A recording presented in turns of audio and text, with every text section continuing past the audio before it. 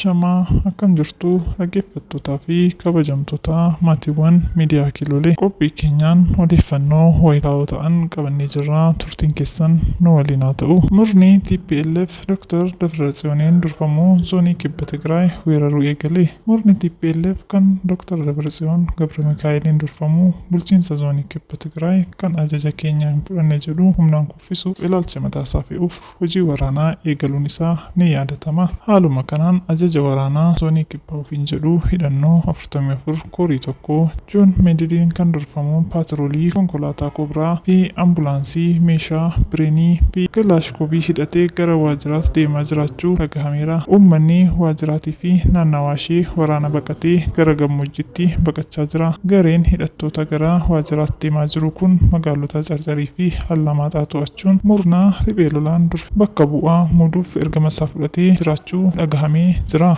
Egaan dhaggeeffattootaa fi kabajamtoota keenya qophii qabannee jirru asumarraan golomnaa yeroo dansaa qabaadhaa. Galatooma.